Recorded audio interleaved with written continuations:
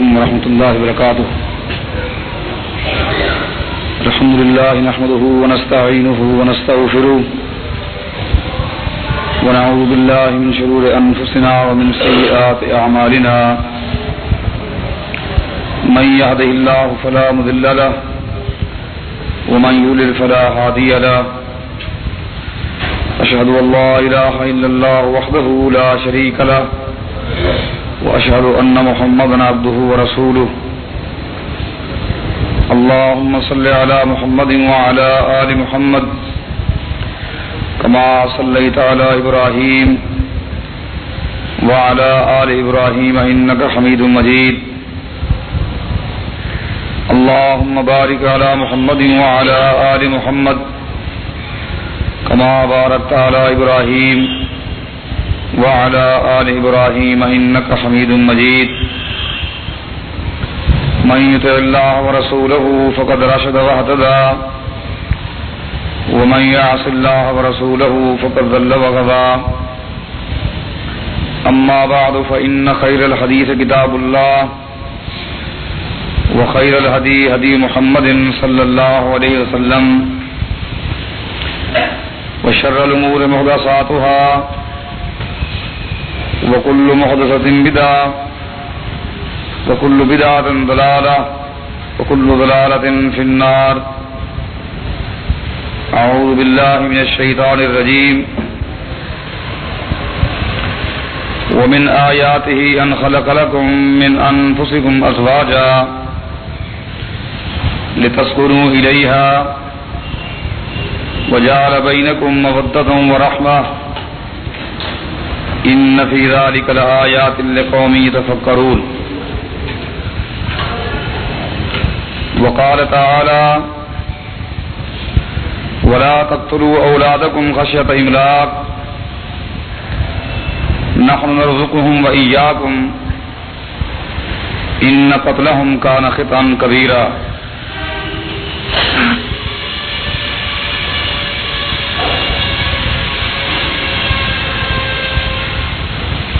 اللہ تعالیٰ کی مقدس اور پاکیزہ کلام میں سے سورہ بنی اسرائیل کی ایک آیت اور اسی طرح سورہ روم کی بھی ایک آیت آپ کے سامنے تلاوت کی ہے.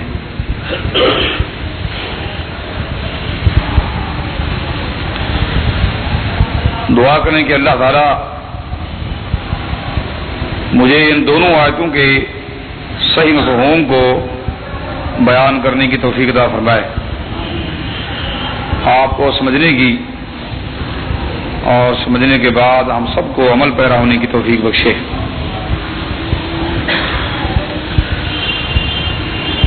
اسلام دین اعتدال ہے. اس کے اندر نہ تو رہبانیت کا کوئی شائبہ ہے کہ جس میں فطری خواہشات کو کچل کر رکھ دیا گیا ہے، اور دوسری طرف نگاہ اٹھاتے ہیں تو جنسی خواہشات کو اسلام نے بے لگام بھی نہیں چھوڑ دیا. اس اعتبار سے یہ مذہب اعتدال کا مذہب ہے. نہ تو سرے سے فطری جو تقاضے ہیں ان کو ختم کیا ہے، ان کو برباد کیا ہے، اور نہ ہی انسان کو اس کے حال پر چھوڑ دیا گیا ہے کہ وہ اپنی مرضی سے اپنی خواہشات کی تکمیل کرتا ہے.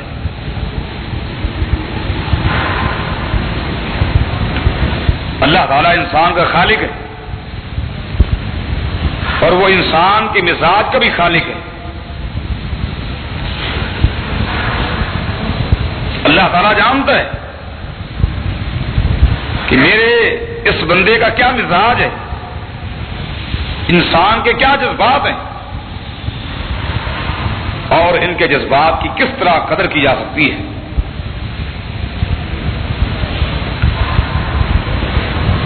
اور رہبانیت کا درس یہ ہے کہ دنیا اور اہل دنیا سے لا تعلق ہو جاؤ، تمہارا کوئی تعلق نہیں ہونا چاہیے. کیا تجارت ہے، کیا معاملات ہیں، کیا مسئلہ نکاح ہے، اس کے ساتھ تمہارا کوئی تعلق نہیں ہونا چاہیے. بس اللہ تعالیٰ کی اس زمین کا ایک حصہ اپنے لیے خاص کر لو اور وہی اپنے آپ کو مقید کر لو. اللہ کا ورد ہونا چاہیے، ذکر ہونا چاہیے. دنیا میں کیا ہوتا ہے کیا نہیں ہوتا اس سے تمہیں کوئی غرض نہیں ہونی چاہیے، تمہارا کوئی تعلق نہیں ہونا چاہیے. بس 24 گھنٹے اللہ کے ورد میں گزرے،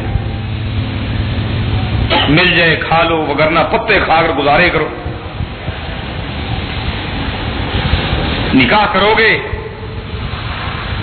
حقوق بڑھ جائیں گے، مسائل تمہیں گھیر لیں گے، پھر آنے والی نسل، پھر ان کے حقوق، تمہارا ذہن منقسم ہو جائے گا، تقسیم ہو جائے گا. اس سے بہتر یہی ہے کہ ان چیزوں سے تمہارا کوئی تعلق نہیں ہونا چاہیے. یہ چیزیں عبادت کے لیے رکاوٹ کا باعث ہے. ذکر اللہ میں یہ چیزیں مخل ہو جاتی ہیں. لہذا آبادی کو چھوڑ کر جنگل کی طرف رخ کیا جائے، اور جہاں انسانیت کا وجود نہ ہو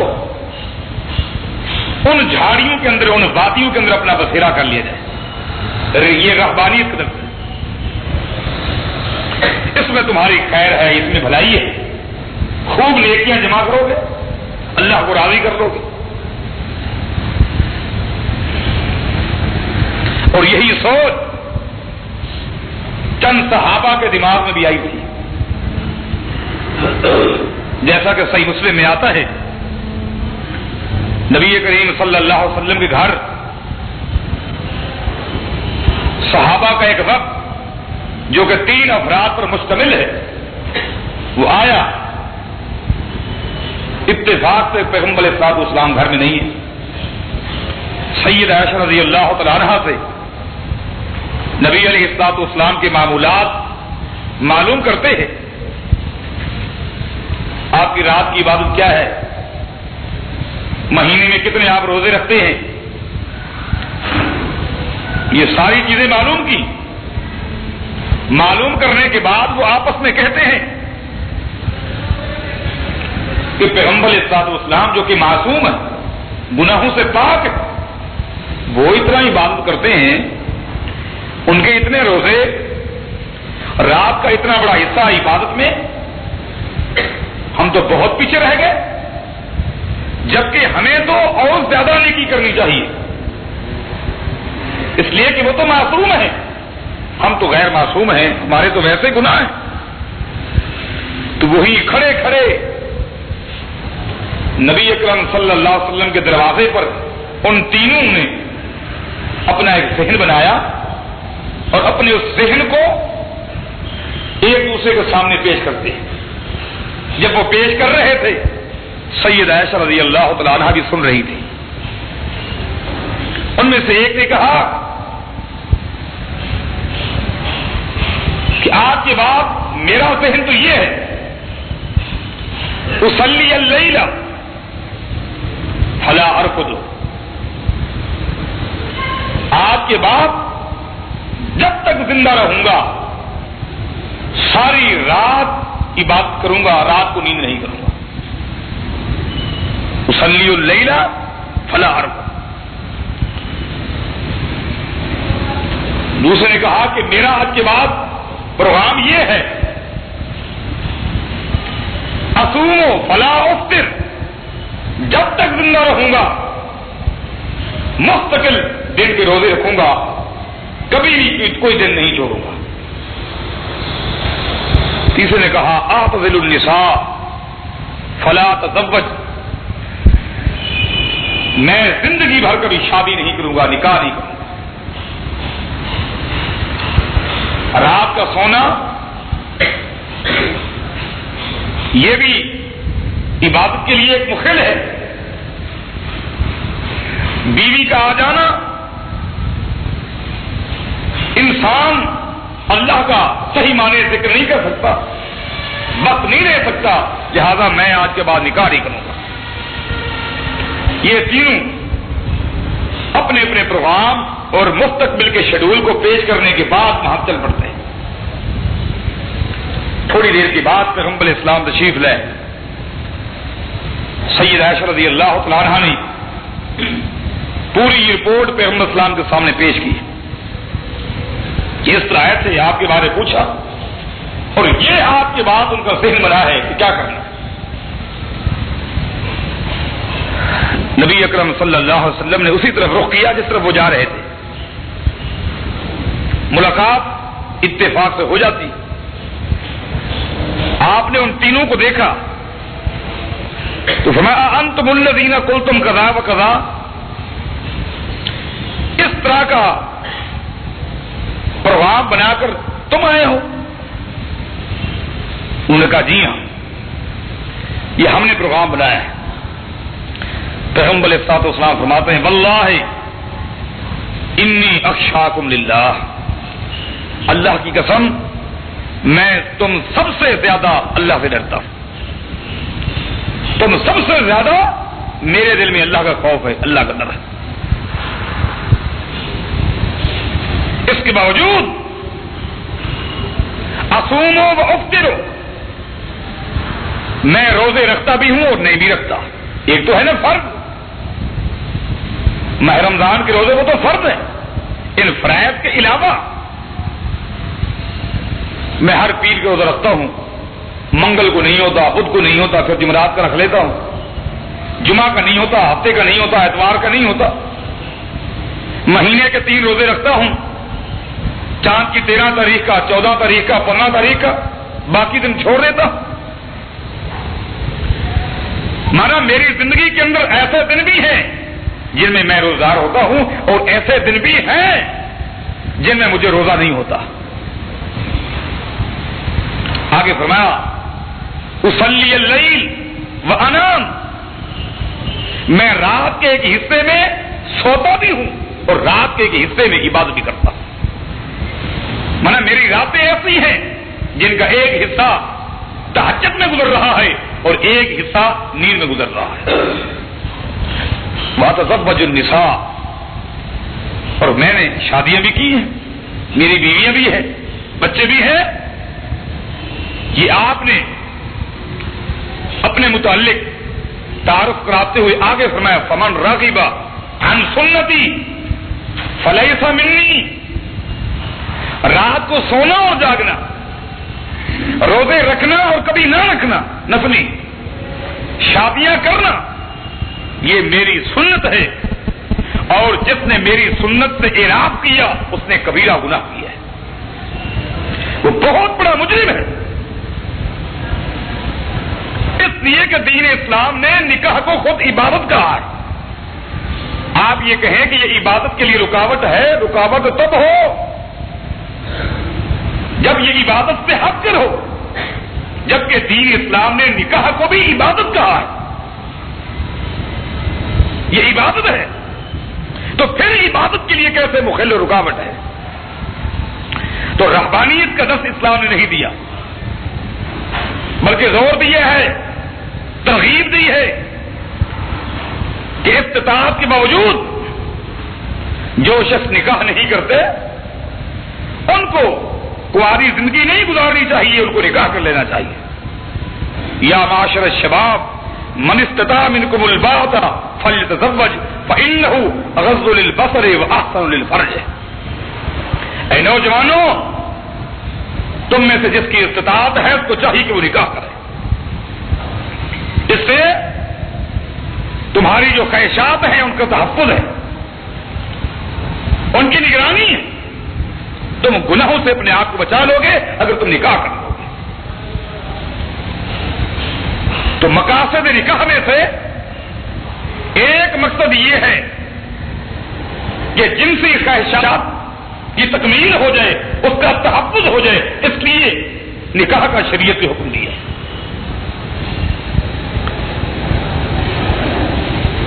نبی علیہ الصلوۃ والسلام فرماتے ہیں من رزقہ اللہ امرأۃ صالحہ فقد اعانہ علی شطر دینہ فلیتق اللہ فی الشطر الباقی. جس کو اللہ تعالیٰ نے نیک بیوی دے دی ہے، جس کا نکاح ہو گیا، تو وہ یقین کر لے قد اعانہ علی شطر دینہ کہ اللہ تعالیٰ نے اس کے آدھے دین کے معاملے اس کی امداد کر لی ہے. نکاح کو آدھا دین کہا گیا ہے، فلیتق اللہ فی النصف الباقی، اور آدھا باقی جو دین بچا ہوا ہے اس کے معاملے میں بھی اللہ سے ڈرنا چاہیے. اس لیے کہ دین اسلام نے دو بہت بڑے فتنے بتائے. فرمایا من یضمن لی ما بین لحیتیہ وما بین رجلیہ اضمن لہ الجنہ. اور لوگوں، اگر تم میں سے کوئی شخص مجھے دو چیزوں کی ضمانت دے دے، ایک اپنی زبان کی ضمانت دے دے کہ اس کو ناجائز استعمال نہیں کروں گا، اس پہ کنٹرول کروں گا، اور اپنی شرمگاہ کی بھی ضمانت دے دے کہ اس پہ بھی کنٹرول کروں گا، اضمن لہ الجنہ، میں اس کو جنت کی ضمانت دیتا ہوں. تو مقاصد نکاح میں سے ایک مقصد فطری خواہشات، جنسی خواہشات کی تکمیل ہے، اس کی ترجمانی ہے. اور اسی طرح مقاصد نکاح میں سے ایک اہم ترین مقصد یہ ہے کہ نسل انسانی کی بقا ہو جائے، نسل انسانی کو باقی رکھا جائے، اس کا وجود برقرار رہے، انسانیت کا یہ سلسلہ جاری و ساری رہے گا. یہ بھی ایک مقصد ہے نکاح کا، جس کو پیغمبر علیہ الصلوۃ والسلام نے ایک موقع پر ایک بہت بڑے خواب جو آپ نے خود دیکھا تھا اس کے حوالے سے پیش کیا، جو آپ نے اہل علم سے بارہا سنا ہے. اور آپ جانتے ہیں کہ پیغمبر کا خواب بھی دین ہوتا ہے. جو کچھ خواب میں دیکھے وہ بھی دین ہے، وہ بھی حجت اور دلیل ہے. صرف پیغمبر کا خواب، پیغمبر کے علاوہ دنیا کے کسی بھی انسان کے خواب کو ہم دین نہیں کہہ سکتے. تو پیغمبر صلی اللہ علیہ وسلم نے جو ایک طویل خواب دیکھا، جس خواب کو پیغمبر اسلام نے اپنے صحابہ کے سامنے پیش کیا کہ رات میں نے کیا خواب دیکھا ہے، قیامت قائم ہو چکی ہے، پوری دنیا والے قیامت کے میدان موجود ہیں، انبیاء بھی ہیں، انبیاء کی امتیں بھی ہیں. رأیت النبی ومعہ رجلان، اس میدان کے اندر میرا گزر ایک نبی سے ہوا جس نبی کے ساتھ دو امتی تھے. میں نے پوچھا کیا بنا، تو اس نے یہی کہا کہ دنیا میں اللہ نے نبی بنا کر بھیجا، بڑی دعوت تبلیغ کا کام کیا، بڑی کوشش کی، بس یہ دو ہی بندے مسلمان ہو گئے. ورأیت النبی ومعہ رجل، آگے میں بڑھا تو میں نے دیکھا کہ ایک نبی کو اس کے ساتھ خالی ایک امتی تھا. اس نے بھی یہی بات بیان کی. ورأیت النبی ولیس معہ احد، میں آگے بڑھا تو ایک نبی کو دیکھا اکیلے کھڑا ہوا ہے. کیا بنا، کہا اللہ نے نبی بنا کر بھیجا، پوری زندگی کے اندر محنت کرتا رہا، ایک بندہ بھی مسلمان نہیں ہوا. اس سے یہ معلوم ہوا کہ ہدایت دینا اللہ کا کام ہے، پیغمبر کا کام نہیں. اور اس سے یہ بات بھی واضح ہو گئی جو آج بالعموم کہی جاتی ہے کہ میاں تبلیغ کرنے والوں کی خود تاثیر نہیں ہے، زبان میں اثر نہیں ہے. یہی وجہ ہے لوگ سن کر چلے جاتے ہیں. اثر ہوتا، اخلاص ہوتا تو لامحالہ سننے والے کو عمل کر دے. آپ بتائیں نبی سے بڑھ کر کون مخلص ہو سکتا ہے؟ نبی سے بڑھ کر کسی میں اخلاص ہو سکتا ہے؟ کتنی اخلاص سے ان انبیاء نے محنت کی ہوگی، لیکن ایک بندہ بھی مسلمان نہیں ہوا. فرمایا اچانک میں آگے بڑھا، ایک بہت بڑی تعداد دیکھی، بہت بڑی تعداد، پہاڑوں کی طرح. میں نے پوچھا یہ کون ہے، اور دل میں یہ خیال ہے کہ ہو سکتا ہے یہ میری امت کے لوگ. مجھے بتایا گیا ہاذہ امت موسیٰ علیہ السلام، یہ امت موسیٰ ہے. بڑی تعداد میں تھے. اور مجھے میری امت کے متعلق جب میں نے پوچھا تو بتایا گیا کہ آپ کی امت تو اتنی بڑی ہے, اتنی تعداد ہے کہ اس سے آپ اندازہ لگائیں کہ آپ کی امت میں سے 70,000 آدمی ایسے ہیں جن سے اللہ پوچھے گا بھی نہیں دنیا میں کیا کیا کیا نہیں کیا, بغیر پوچھے ان کو جنت بھیج دے گا. فاستزدت ربی فزادنی, جب میں نے اپنی امت کے متعلق یہ سنا کہ میری امت میں سے 70,000 تو ایسے ہیں جو بغیر حساب کے جنت میں جائیں گے, تو میں نے ایک درخواست رکھ دی کہ اے اللہ اس تعداد کے اندر اضافہ فرما, تو بڑا مہربان ہے. اس سے یہ اندازہ لگا ہے کہ پیغمبر اپنی امت کے بارے کتنے حریص تھے, کتنا حرص تھا کہ میری امت کے لوگ جنت میں چلے جائیں. اے اللہ تعداد میں اضافہ کر دے. فزادنی, میری درخواست پر اس تعداد میں اضافہ یوں کر دیا گیا کہ ان 70,000 میں سے ہر 1000 کے ساتھ 70,000 اور بھی ہوں گے, ان سے بھی ہم نہیں پوچھیں گے.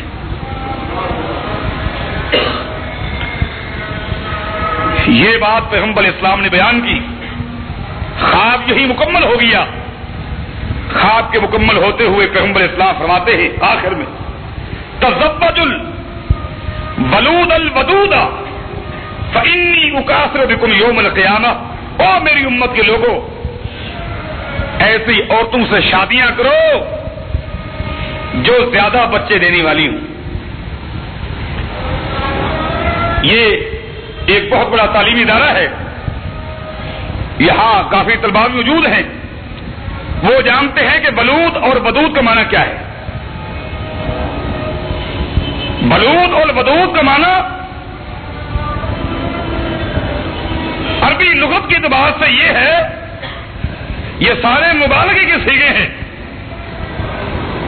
کہ بہت زیادہ بچے دینے والی بلود ہے, اور ودود کا معنی یہ ہے کہ بہت زیادہ محبت کرنے والی. ایسے گھرانوں میں شادیاں کرو جس خاندان کی عورتیں بہت زیادہ بچے دینے والی ہیں اور اپنے خاندوں سے بڑی محبت کرنے والی ہیں, ان گھرانوں میں شادی کرو. اس سے یہ معلوم ہوا نکاح کا ایک اہم ترین مقصد جو ہے وہ یہ بھی ہے کہ نسل انسانی کو پھیلایا جائے, اس کی تعداد میں اضافہ ہو. ایک اور حدیث میں آتا ہے ایک شخص پیغمبر اسلام والسلام کی خدمت میں حاضر ہوا, نسائی کی حدیث ہے. حد کرتا ہے اللہ کے رسول صلی اللہ علیہ وسلم انی اصبت امرأۃ ذات حسب و منصب و مان.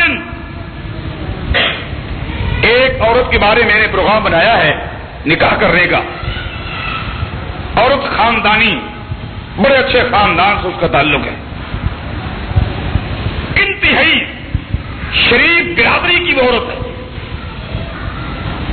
خاندانی عورت ہے, بہت ہی شریف لوگ ہیں, دیندار لوگ ہیں, اور ساتھ ہی ساتھ ایک خوبی یہ ہے کہ مالدار بھی بہت ہے.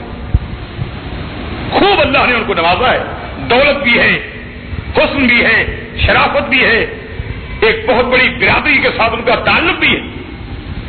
یہ ساری کی ساری خوبی ہے. الا انہا لا تلد, یہ اور بات ہے کہ وہ عورت جو ہے وہ بچوں کے قابل نہیں ہے, بچے دینے کے قابل نہیں ہے. وہ صلاحیت اللہ نے اس عورت میں نہیں رکھی کہ وہ بچے جنے, وہ عقیم ہو چکی ہے, وہ باز. لیکن یہ باقی ساری خوبیاں ہیں, میں اس سے نکاح کر لوں کہ نہ کر لوں. فنہا ہو, پیغمبر اسلام والسلام نے منع کر دیا کہ ان تمام خوبیوں کو بالائے طاق رکھو, اگر وہ بچے جننے کے قابل نہیں ہے اس سے نکاح نہ کرو. اس شخص کا ارادہ بڑا مضبوط تھا کہ یہاں نکاح ہونا چاہیے. کچھ دن گزرے, پھر پیغمبر اسلام کی خدمت میں حاضر ہوا ثم اتاه ثانیۃ، اور پچھلی بات کا حوالہ نہیں دیا کہ کچھ دن پہلے آپ سے گفتگو ہوئی تھی، بلکہ اثر نو مسئلہ پیغمبر اسلام اسلام سے پوچھ رہا ہے.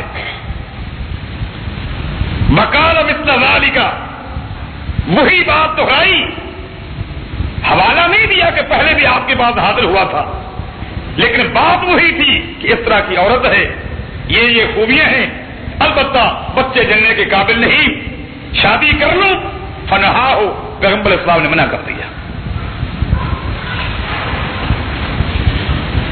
کچھ دن گزرے، ثم اتاه الثالثۃ، پھر پیغمبر اسلام کے پاس آ گئے، پھر وہی بات پیش کی. پیغمبر اسلام نے تیسری مرتبہ یہی جواب دیا، فرمایا تزوج الولود الودود فانی اکافر بکم الامم، میں تو یہ کہتا ہوں کہ نکاح کرو اس عورت کے ساتھ جو بہت زیادہ بچے دینے والی ہے، میں باقی انبیاء کی امتوں کے مقابلے میں فخر محسوس کروں کہ میری تعداد زیادہ ہے. یہ حدیث بھی اس بات پر دال ہے کہ مقاصد نکاح میں سے ایک اہم ترین مقصد یہ ہے امت مسلمہ کی تعداد زیادہ ہو، افراد زیادہ ہو، اور جتنا بھی زیادہ ہو جائے ان کے مقابلے میں اللہ کی زمین بڑی وسیع ہے، بہت اللہ کی زمین وسیع ہے. کتنا بھی تعداد زیادہ ہو جائے اللہ کی زمین کے اندر کوئی تنگی نہیں ہے، کوئی سیکھ نہیں ہے. تو یہاں پیغمبر اسلام ترغیب دلا رہے ہیں نکاح کی، اور ایسے گھرانوں میں، کیونکہ اولاد دینا یہ اللہ کا کام ہے، لیکن بعض برادریوں کو اللہ نے یہ شرف بخشا ہوتا ہے بچے زیادہ ہوتے ہیں. یہ ایک اعزاز ہے جو اللہ تعالیٰ بخش دے. بعض گھرانے ایسے ہوتے ہیں، دیکھیں ہر چیز کو اولاد اللہ دیتا ہے، جانوروں کے ہاں بھی بچے پیدا ہوتے ہیں، یہ دینے والا بھی اللہ ہے، لیکن نسلیں ہیں. آپ ایک بکری دیکھیں گے کہ ان کے ہاں ایک ہی بچہ پیدا ہوتا ہے.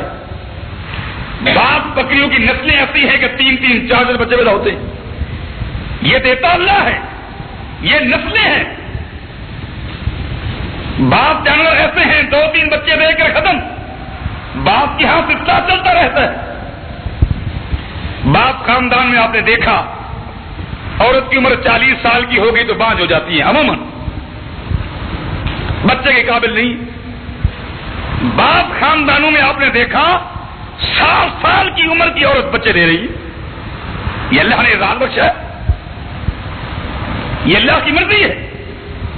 ظاہری جو تجارب ہوں ان کو ملحوظ خاطر رکھتے ہوئے اسلام نے کہا کہ دیکھو وہ کون سے گھرانے ہیں جن گھرانوں کے ہاں بچے زیادہ ہوتے ہیں وہاں نکاح کرو، اور پھر محبت دل میں ڈالنا یہ بھی اللہ کا کام ہے. لیکن آپ نے بعض گھرانوں کی لڑکیوں کو دیکھا وہ اپنے خاندوں پر قربان جانتی ہیں، وہ نوکرانیوں کی طرح کام کرتی ہیں، خدمت کرتی ہیں. اور بعض برادریوں میں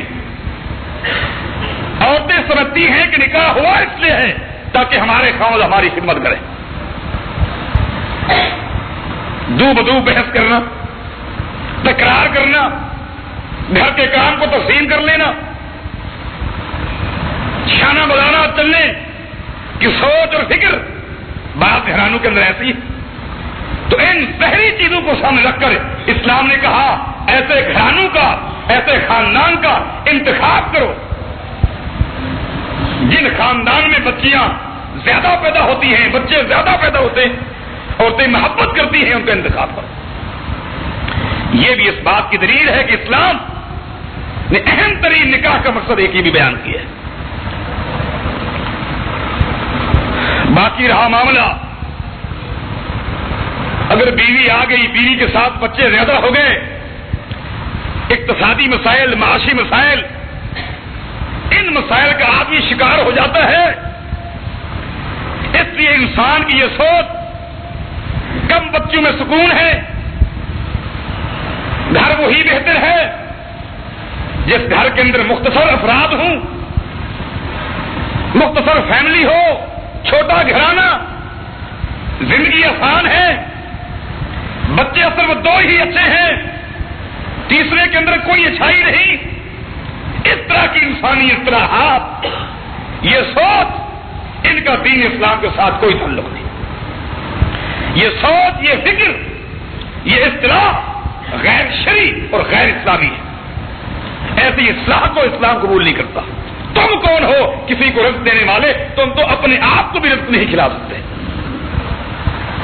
تمہیں یہ فکر ہے کہ بچہ تیسرا آ گیا، کہاں سے کماؤں گا، یہ میرے لیے مسئلہ بن جائے گا، اور تم تو خود بھی کما کر کھا نہیں سکتے جب تک اللہ کی توفیق نہ ہو۔ اللہ کی توفیق کے بغیر تم خود کھا نہیں سکتے، پی نہیں سکتے، پہن نہیں سکتے، یہ سب کچھ ہے تو اللہ کی توفیق سے، اور اللہ کی توفیق سے اگر یہ ہے تو وہ بھی ہو جائے گا۔ اور تم نے اس کو بوجھ سمجھا، کمانا کھلانا یہ بہت بڑا بوجھ سمجھا ہوا ہے۔ اس بوجھ کو ہلکا کرنے کے لیے تم نے یہ اصطلاح بنائی ہے، جبکہ یہ بوجھ نہیں۔ طبرانی کی حدیث ہے، پیغمبر صلی اللہ علیہ وسلم فرماتے اول ما یوضع فی میزان العبد نفقتہ علی اہلہ۔ دیکھیں ایک حدیث میں آتا ہے اول ما یحاسب العبد یوم القیامت الصلاۃ، قیامت کے دن حقوق اللہ میں سب سے پہلا جو حساب ہوگا وہ نماز کے بارے ہوگا، اور قیامت کے میدان میں حقوق العباد میں سب سے پہلا جو حساب ہوگا وہ قتل کے بارے ہوگا، اور قیامت کے دن سب سے پہلے آدمی کے ترازو کے اندر جو نیکی رکھی جائے گی سب سے پہلے وہ خرچہ ہے، وہ کمائی ہے جو اس نے اپنی اولاد کے اوپر خرچ کیا ہے۔ سب سے پہلے نیکی والے پلے کے اندر اس کی کمائی کو، اس کے خرچے کو رکھ دیا جائے گا جو اس نے اپنی اولاد پہ خرچ کیا ہے۔ تو اس سے معلوم یہ ہوا یہ بوجھ نہیں، یہ تو عبادت ہے، یہ ثواب ہے، یہ نیکی ہے۔ کب سے آپ نے اس کو بوجھ بنا لیا ہے؟ ایک حدیث میں آتا ہے ایک دن صحابہ نے ایک طاقتور جوان کو دیکھا کہ وہ گزر رہا تھا، دیکھ کر کہنے لگے لو کان ھذا فی سبیل اللہ، کاش یہ مجاہد ہوتا، بڑا طاقتور جوان ہے، اگر اس کے ہاتھ میں تلوار ہوتی بڑی بڑی طاقتی طاقتوں کی گردنیں ان کے جسم سے جدا ہو جاتی۔ جہاد کے میدان میں بڑے بڑے طاقتور نوجوانوں کی ضرورت ہوتی ہے۔ لو کان ھذا فی سبیل اللہ، کاش کہ یہ بھی مجاہد ہوتا۔ یہ تبصرہ تھا صحابہ کا۔ اس کے جواب میں جو تبصرہ رسول اللہ نے کیا ہے صلی اللہ علیہ وسلم وہ یہ تھا، پیغمبر اسلام فرماتے ان کان ھذا خرج یسعی علی بلدہ صغارا فہو فی سبیل اللہ، اگر یہ چلتا ہوا جوان اس لیے جا رہا ہے تاکہ محنت کرے، کمائی کرے اور اپنی اولاد کا خرچہ پورا کرے تو سمجھو کہ یہ بھی مجاہد ہے۔ اس کو مجاہد کہا۔ اس محنت کرنے والے کو پیغمبر صلی اللہ علیہ وسلم فرماتے یہ بھی مجاہد ہے۔ اس کو سمجھو کہ یہ اللہ کے راستے میں نکلا ہوا ہے، اللہ کے راستے میں یہ محنت کر رہا۔ جہاد کا لفظ جو ہے بڑا وسیع معنی اپنے اندر رکھتا ہے، صرف تلوار ہاتھ میں لے کر قتال کرنا یہ جہاد نہیں ہے، بڑا وسیع معنی کا متحمل ہے، دین اسلام کا خلاصہ ہے۔ تو معنی یہ ہوا یہ محنت کرنے والا یہ بھی مجاہد ہے۔ اگر اپنی اولاد کے لیے، اپنے بچوں کے لیے یہ محنت کر کے اپنے ان کے بچوں کا پیٹ پالنا چاہتا ہے یہ بھی مجاہد ہے۔ اس لیے قرآن نے کہا وَلَا تَقْتُلُوا أَوْلَادَكُمْ خَشْيَةَ إِمْلَاقٍ، رزق کے ڈر کی وجہ سے اپنی اولاد کو قتل مت کرو کہ بچے زیادہ ہو جائیں گے، رزق کا ڈر ہے، معاشی اقتصادی پریشانی کا ڈر ہے، فرمایا مت قتل کرو، نحن نرزقهم وإياكم، جن کو تم قتل کرنا چاہتے ہو ان کے رازق بھی ہم ہیں اور تمہارے رازق بھی ہم ہیں۔ ان قتلهم کان خطأ کبیرا، اگر تم محض رزق کے ڈر کی وجہ سے اپنی اولاد کو قتل کر دیا، یہ بہت بڑا گناہ ہے، یہ بہت بڑا گناہ ہے۔ تم قاتل تصور ہو جاؤ گے، اور اس طریقے سے تم چاہتے ہو ذہنی سکون مل جائے؟ کبھی ذہنی سکون نہیں مل سکتا۔ تمہارے عقیدے میں خلل آ گیا، تم نے اپنے آپ کو رازق سمجھ لیا، اس لیے اولاد کم سے کم چاہتے ہو۔ کب سے تم رازق بنے؟ نہیں نہیں، رازق میں ہوں، میں رازق بھی ہوں، میں رزاق بھی ہوں، یہ میری صفتیں ہیں، یہ میرے اوصاف ہیں۔ رازق میرے علاوہ کسی کی صفت نہیں ہے۔ رازق ہونا یہ نہ فرشتے کی صفت ہے، نہ کسی نبی کی صفت ہے، نہ کسی جن کی صفت ہے۔ میں رازق ہوں، میرے علاوہ کوئی رازق نہیں ہے۔ جب رازق میں ہوں، رزق کا ذمہ میں نے لیا ہے۔ وما من دابۃ فی الارض الا علی اللہ رزقها، فرمایا کہ جو چیز میں نے پیدا کی ہے اس کا ذمہ رزق کا میں نے لیا ہے، میں رزق دیتا ہوں۔ اور جو اس عقیدے کو سامنے رکھ کر نکاح کرے گا کہ ایک تو میری خواہشات کا بھی تحفظ ہے، نسل انسانی کا بقا ہے، باقی معاشی معاملہ اللہ پہ چھوڑ دیتا ہے، تو پیغمبر اسلام فرماتے ثلاثۃ حق علی اللہ عونہ، تین آدمی ایسے ہیں جن کی امداد کرنا، جن کا تعامل کرنا اللہ تعالیٰ پر لازم ہے، اللہ نے اپنے اوپر لازم قرار دیا ہے کہ ان کی میں نے امداد کرنی ہی کرنی۔ وہ تین آدمی کون ہیں؟ الناکح الذی یرید العفاف، سب سے پہلا وہ شخص ہے جو نکاح کرتا ہے حالانکہ مسائل نے گھیرا ہوا ہے، اقتصادی پریشانیوں کا شکار ہو چکا ہے، اس کے باوجود بھی اللہ پہ توکل کرتے ہوئے نکاح کرتا ہے کہ اللہ تعالیٰ رازق ہے، وہی رزق دے گا۔ اگر بیوی آ جائے گی اس کا رزق بھی آ جائے گا، اولاد آ جائے گی اس کا رزق بھی آ جائے گا، جو آتا جائے گا اس کا رزق بھی آتا جائے گا۔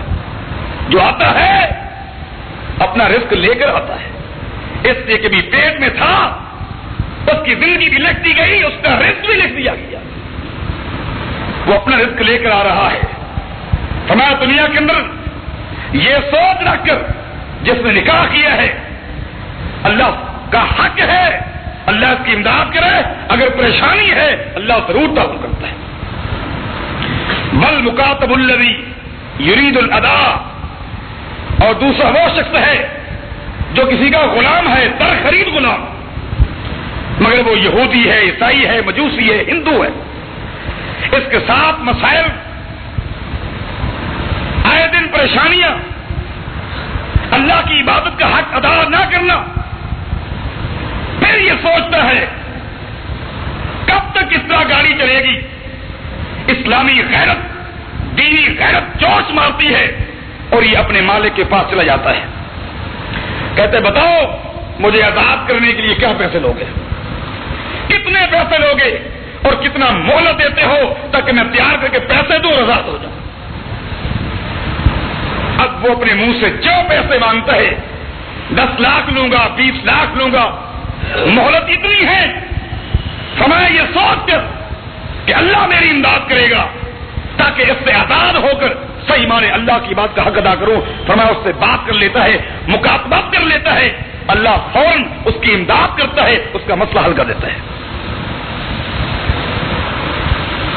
بلغاسی فی سبیل اللہ، اور تیسرا وہ مجاہد ہے جو اللہ کے راستے میں نکلا ہوا ہے، اس کے گھر کی حفاظت کرنا اللہ کی ذمہ ہے اور اس کی امداد کرنا یہ بھی اللہ کی ذمہ ہے۔ تو نیت یہ ہو، اس عقیدے کے ساتھ آدمی کو چاہیے کہ وہ نکاح بھی کرے اور بچوں کی امید رکھے اللہ تعالیٰ مجھے اولاد دے، بغیر تفریق کے، بغیر امتیاز کے اللہ سے اولاد مانگے۔ قرآن نے دعا سکھلائی ہے، ربنا ہب لنا من ازواجنا وذریاتنا قرۃ اعین واجعلنا للمتقین اماما۔ اے اللہ نے یہ دعا نہیں سکھلائی کہ مانگو اے اللہ بیوی دے دے اس کے بعد بچے دے دے، فرمایا نہیں، دعا مانگو تو یوں اے اللہ وہ بیوی دے جو آنکھوں کی ٹھنڈک ہو اور وہ اولاد دے جو آنکھوں کا سکون بن جائے. چاہے یہ اللہ سے تو اولاد مانگنی ہے، آپ کہتے نہیں. آپ کا ذہنی سکون اس طرح آپ کی توجہ دلا رہا ہے کہ اولاد کم سے کم ہونی چاہیے. پیش کیا جاتا ہے کہ یہ حالات وہ حالات، پریشانیاں ہیں، بے روزگاری ہے، اس میں اولاد کا کوئی قصور نہیں. اولاد کے زیادہ ہونا یہ سبب نہیں، یہ تمہارے اعمال بد کا نتیجہ ہے. تمہاری تجارت میں دھوکہ، فریب، دغا بازی، تم ڈاکو بن گئے، تم چور بن گئے، لٹیرے بن گئے، راشی بن گئے، سود خور بن گئے. تمہارا معاشی نظام غیر شرعی بن گیا جس کی وجہ سے تم بحران کا شکار ہو. اس کا سبب یہ اولاد نہیں ہے. اولاد کا زیادہ ہونا یہ سبب نہیں. پاکستان کے مختلف علاقوں میں جب سفر کرنا ہوتا ہے تو میں نے یہ بھی دیکھا کہ 50 میل تک راستے میں کہیں ایک گھر بھی نظر نہیں آتا. تو حیرانگی ہوتی ہے کتنا اللہ کی زمین وسیع ہے. بتائیے کیوں پریشان ہو گئے؟ منصوبہ بندی کے لیے انہوں نے کیوں سوچا؟ ختم نہیں ہوگی. ان کو کون آباد کرے گا؟ یہ اتنا زمین جو بنجر پڑی ہوئی ہے، غیر آباد پڑی ہوئی ہے، ان کو آباد کون کرے گا؟ نئی نسل کا اضافہ ہونا چاہیے. اللہ کی زمین کی یہ رونق بنے جس کا یہ آسمان یہ ستاروں کے ذریعے روشن ہے، خوبصورت ہے. اس زمین کا حسن و جمال انسانیت کا وجود ہے. یہ زمین کے وہ ٹکڑے جو اس رونق سے محروم ہیں وہ کیوں ہیں؟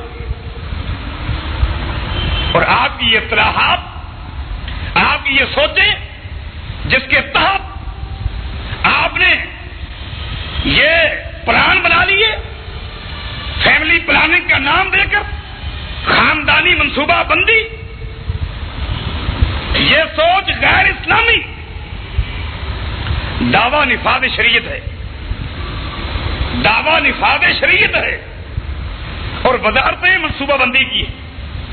آپ بتائیں کتنا تضاد ہے، کتنا تعارض ہے، کس قدر تصادم ہے اور کس قدر نقیض ہے. اس تناقض کو، اس تصادم کو کیسے ختم کیا جائے گا؟ دین اسلام کا دس کچھ اور ہے، آپ کا دس کچھ اور ہے. اسلام کا منصوبہ کچھ اور ہے، آپ کا منصوبہ کچھ اور ہے. اسلام اس کو قتل کہتا ہے جس کو تم شرعی حیثیت دے رہے ہو. اسلام نے اس کو قتل کہا ہے. صحیح مسلم کی حدیث ہے، نبی کریم صلی اللہ علیہ وسلم سے پوچھا گیا اس عدل کے بارے کہ جو لوگ اپنے نطفے کو نہیں جانے دیتے، کہیں ٹھہر کر بچہ پیدا ہو جائے، بہر ہی اس نطفے کو ضائع کر دیتے ہیں، اس کی شرعی حیثیت کیا ہے؟ یہ صحیح مسلم کی حدیث ہے. اور پوچھا گیا محمد رسول اللہ سے صلی اللہ علیہ وسلم، تو نبی علیہ السلام نے کیا جواب دیا؟ فرمایا ذالک الوعد الخفی. اسلام سے قبل دور جاہلیت میں کفار کے بعض قبائل ایسے بھی تھے جن کے ہاں لڑکی پیدا ہوتی اس کو زندہ درگور کر دیا کرتے تھے. وَإِذَا الْمَوْءُودَةُ سُئِلَتْ بِأَيِّ ذَنبٍ قُتِلَتْ. قیامت کا دن ہوگا، یہ سوال ہوگا کہ اس بچی کو کس گناہ کے عوض قتل کیا گیا، مارا گیا، اس کا قصور کیا تھا؟ جاہلیت کے دور میں پیغمبر اسلام فرماتے ایسا ہوتا تھا، لڑکی پیدا ہوئی قتل کر دیا، زندہ درگور کر دیا. اور ایسے واقعات 2-3 احادیث میں موجود ہیں. اور یہ واقعات ان لوگوں کے ہیں جو اسلام لا کر اپنی ماضی کی داستان اللہ کے نبی کے سامنے پیش کر رہے ہیں. اور آپ نے بارہا سنا جو شخص نے داستان سنائی کہ ٹھیک ہے میں اسلام قبول کر رہا ہوں، لیکن میری جو ماضی کا کردار ہے اس کا کیا بنے گا؟ کہیں مواخذہ تو نہیں ہوگا، اس کا کہیں محاسبہ تو نہیں ہوگا، جبکہ میری ماضی کے اندر اس قدر گناہ موجود ہیں کہ حاملہ بیوی کو اگر چھوڑ کر میں علاقے میں چلا گیا اور میں نے کہا اگر میرے بعد میرے گھر میں بیٹا پیدا ہو جائے اچھا نام رکھنا ہے، تربیت کرنی ہے، اگر بیٹی پیدا ہو جائے درگور کر دینا، ختم کر دینا، یہ میری بےغیرتی ہے ہوگی کہ میرے دروازے پر ایک لڑکی موجود ہے۔ تقریباً 4 سال کے بعد میں آیا، دروازے پہ دستک دی، اتفاق سے دروازہ کھولنے کے لیے ایک معصوم بچی ہی آئی۔ اس معصوم بچی کو دیکھ کر میری آنکھوں میں خون آ گیا۔ بیوی سے کہا یہ بچی میرے گھر میں میری غیرت کو چیلنج کر رہی ہے، میں نے منع نہیں کیا تھا۔ فوراً خود ساختہ تعویلیں کرنے لگی بیوی، کبھی کہنے لگی یہ پڑوسن کی بچی ہے، کبھی کہنے لگی یہ فلاں گھر کی ہے، میں اکیلی تھی اس کو لے آئی، لیکن کوئی بات بن نہ سکی، پہلے سے کوئی بات طے شدہ نہیں تھی، آخر مجبوراً اس کو کہنا پڑا کہ میرے دل نے برداشت نہیں کیا کہ میں اپنی بیٹی کو درگور کر دوں۔ ماں کی جو ممتا ہے اس کو آپ جانتے، لیکن وہ شخص کہتا ہے کہ میں صبر نہ کر سکا۔ فوراً میں نے اپنی بیوی سے کہا آج اس لڑکی کا آخری دن ہے اس گھر کے اندر، تو جو محبت کرنا چاہتی ہے کر لے۔ میرے سامنے بیوی نے بناؤ سنگار، کپڑے پہنائے، یہ وہ، مجبور لاچار بے بستی، خاوند کا ایک روب ایک کنٹرول ہوتا ہے، اس کی ایک طاقت ہے۔ بچی کو ہاتھ میں لیے میں چل پڑا اور کسی میرے کندھے پر ہے، یہ بیلچا یہ کدال لیے ہوئے جنگل کی طرف رخ کیا، گڑھا کھود رہا ہوں، معصوم بچی اس گڑھے کے کنارے پر بیٹھی ہے، تعارف ہو چکا کہ یہ تمہارا باپ ہے، تو اس کی بیٹی۔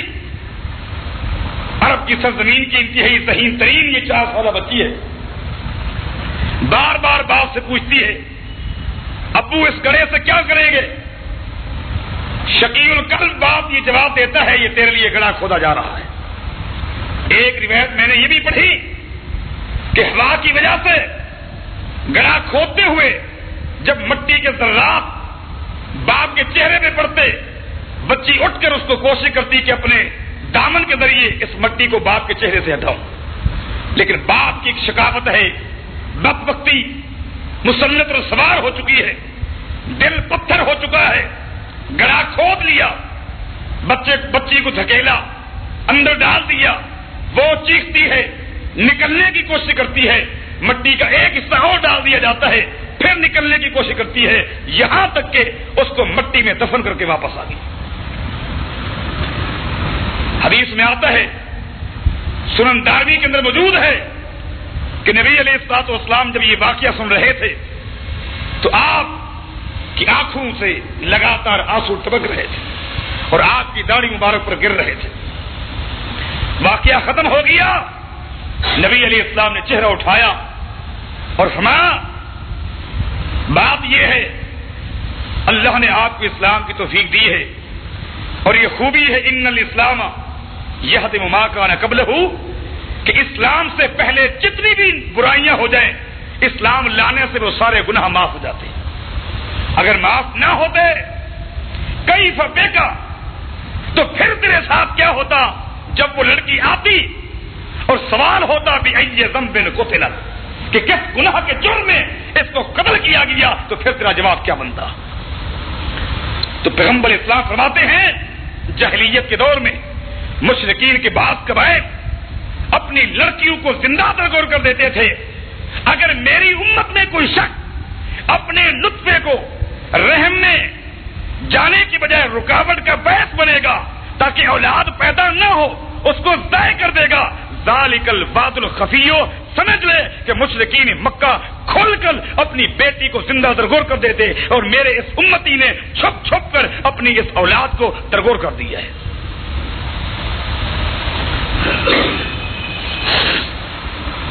میں نے بعض احادیث عدل کے بارے آتی ہیں کہ نبی علیہ السلام کے زمانہ مبارک میں صحابہ کہتے ہم عدل کرتے تھے، نطفے کو ہٹاتے تھے، لیکن قرآن بھی نازل ہو رہا تھا، ہمیں منع نہیں کیا گیا۔ اس طرح کی بہت ساری روایات ہیں جو بالعموم ہیں، اور بعض روایات ان کی تخصیص بھی کر رہی ہیں کہ یہ روایات، یہ احادیث جو مرفوعاً ثابت ہیں، موقوفاً نہیں، جو مرفوعاً ثابت ہیں، جب ان کے سیاق و سباق کو آپ دیکھیں گے تو نتیجہ یہی نکلے گا کہ یہ کام صحابہ کا اپنی لونڈیوں کے ساتھ ہوا کرتا تھا۔ یہودیوں سے مقابلہ ہوا، عیسائیوں سے ہوا، مجوسیوں سے ہوا، ان کی عورتیں لونڈیاں بن چکی۔ آپ کو یہ اندیشہ ہے کہیں پیدا ہونے والی نسل ہمارے خلاف نہ کھڑی ہو جائے، اسلام کے خلاف منصوبے نہ بنائے، ہمارے گھر میں ہمارے دشمن نہ پیدا ہو جائیں۔ عموماً اولاد کا رخ جو ہے وہ ننیحال کی طرف زیادہ ہوتا ہے، ننیحال کے نظریات اور صاف اولاد ہمیشہ زیادہ قبول کرتی ہے۔ ان خطرات کے پیش نظر لونڈیوں کے ساتھ یہ عمل تھا، اور نبی علیہ الصلوۃ والسلام نے اجازت دی تھی۔ آزاد عورت کے بارے اگر پوچھا بھی گیا ہے تو پیغمبر صاحب نے منع کر دیا۔ حمل گرانا اولاد کے پیدا ہونے کی وجہ سے یہ تو دور کی بات ہے۔